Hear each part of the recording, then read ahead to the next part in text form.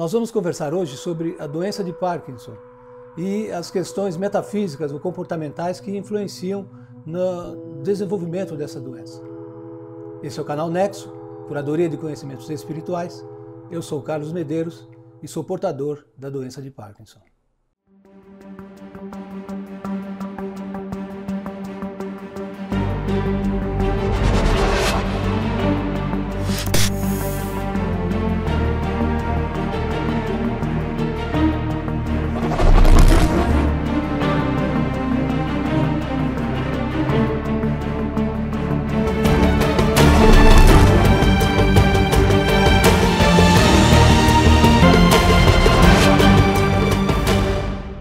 A doença de Parkinson está entre os distúrbios neurológicos que mais crescem em todo o mundo, caracterizando-se como a segunda doença neurodegenerativa mais prevalente. Expectativas mostram que portadores de doença de Parkinson possam chegar a 17 milhões de pessoas até 2040, impulsionados pelo aumento da longevidade, o declínio das taxas de tabagismo e o aumento da industrialização.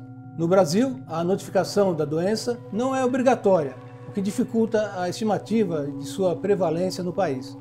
Porém, segundo o IBGE, surgem 36 mil novos casos por ano, estimando-se uma prevalência atual com cerca de 200 mil indivíduos com doença de Parkinson, sendo que em pessoas com 60 e 69 anos é de 700 a cada 100 mil casos, e entre 70 e 79 anos é de 1.500 a cada 100 mil casos. Isso dados do IBGE.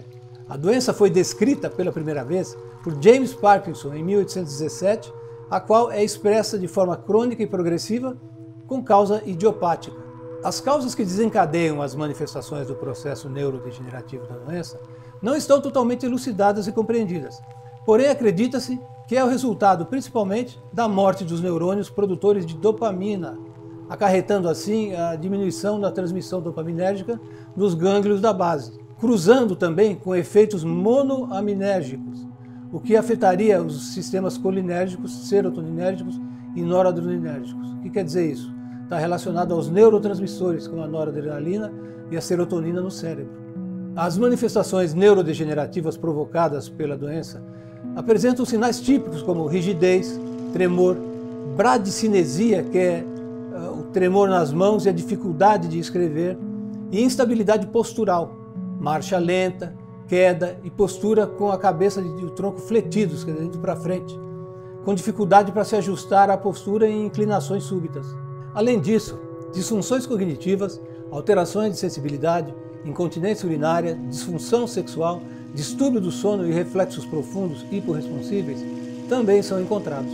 Essas alterações desencadeiam a diminuição dos movimentos voluntários, incapacitando e limitando o portador por toda a vida. O objetivo dessa nossa abordagem não é promover a cura da doença de Parkinson, nem submeter informação de medicamentos, mas proporcionar que o parkinsoniano e sua família se apropriem de uma compreensão que vai além da abordagem clínica, além da abordagem médica. A doença de Parkinson não se trata de um infortúnio que acometeu uma pessoa, mas uma atitude cultivada ao longo da vida no que diz respeito à prática do controle, comando, poder ou autoridade demasiadas, que possivelmente deflagraram os sintomas da doença de Parkinson no indivíduo. Como nós dissemos, no tocante à doença de Parkinson, assim batizada em homenagem ao médico inglês James Parkinson, que estudou a doença em 1817, trata-se de uma conduta de vida muito acirrada no que diz respeito à maneira como a pessoa atuou nas conquistas, bem como no exercício do poder. Geralmente, as pessoas que possuem doença de Parkinson são as pessoas que ocupam posição de destaque no que fazem e ou na família. São extremamente hábeis nas suas atuações, conquistando um poder de liderança, inclusive sobre aqueles que as cercam. Esse comportamento provocava certa frustração, sufocando as pessoas que as rodeavam, pois monopolizavam as funções, não delegando aos outros algumas incumbências que possibilitariam melhor integração do grupo. Com isso, não sobrava tempo ao parkinsoniano para cuidar de si e realizar suas próprias tarefas. O maior prejudicado por essa postura de liderança excessiva, geralmente é o próprio indivíduo, que compromete o andamento das suas tarefas, sobrecarregando-se de atividades. Se por um lado sua eficiência proporcionou-lhe o poder, por outro faltou-lhe o controle sobre sua própria intimidade.